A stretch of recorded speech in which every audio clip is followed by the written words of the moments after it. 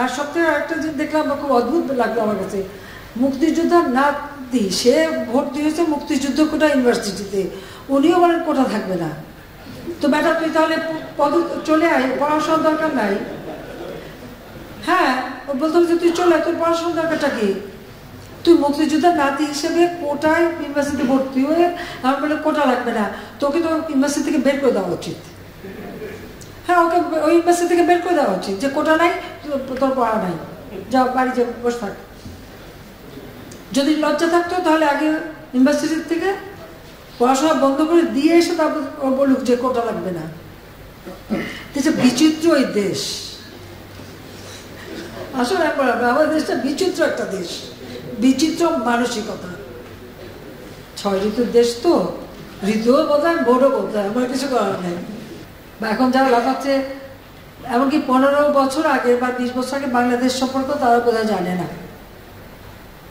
আওয়ামী লীগ ক্ষমতা আসার আগে বাংলাদেশের অবস্থাটা কি ছিল?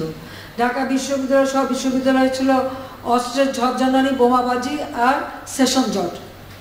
5 বছর 7 বছর সেশন জট, কোনো সেমিস্টার সিস্টেম ছিল না, গ্রেডিং পদ্ধতি ছিল না, বহু সাবজেক্ট ছিল না যা আন্তর্জাতিক মান হয়।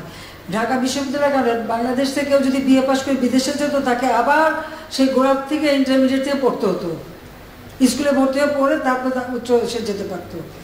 কারিকুলাম চেঞ্জ করা, গ্রেডিং সিস্টেম আনা, সেমিস্টার সিস্টেম আনা, সব কিছু তো আওয়ামী লীগ করে দিয়েছে। আজকে সকলে হাতে মোবাইল ফোন, ফটাফট যোগাযোগ করে ফেলে, সোশ্যাল মিডিয়াতে করে আন্দোলন করে। এই মোবাইল ফোন কোথায় ছিল, কার হাতে ছিল? আওয়ামী লীগ ক্ষমতা আসার আগে 96 সালে সরকার আসার পর সমস্ত ফোন, অ্যানালগ ফোনকে ডিজিটাল করা, মোবাইল ফোন সবার হাতে হাতে তুলে দেওয়া, ওয়াইফাই কানেকশন দেওয়া, কে করেছে? আওয়ামী লীগ সরকার করেছে। আর করেছে বলে আজকে সেটা ব্যবহার করে এখন নানা রকম রাষ্ট্র কিভাবে চলবে সে নীতিমালা, সেটা তো আমাদের সংবিধানে দেওয়া আছে।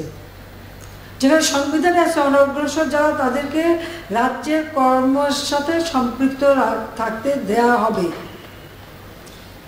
তারা কি সংবিধানটা পড়ে দেখছে কখনো?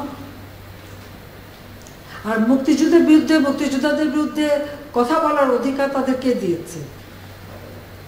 যে মুক্তিযোদ্ধা বললো, আমি তার সাথে সম্পূর্ণ একমত যে তারা জীবনে কষ্ট করেছে, কিন্তু দুর্ভাগ্যের বিষয় 75-15 আগস্ট জাতির পিতাকে হত্যার পর এমন একটা সময় গেছে যে মুক্তিযোদ্ধা বলতে পারেনি যে আমি মুক্তিযুদ্ধ করি, কারণ হাজার হাজার অফিসার সৈনিকদের জীবন মেরে সাফ করে দিয়েছে।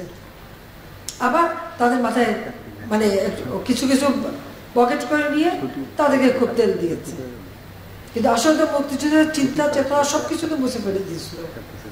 মনে হলো যে পাকিস্তানের আবার প্রদেশ হয়ে গেছি আমরা, সেই জায়গায় নিয়ে যাচ্ছিল।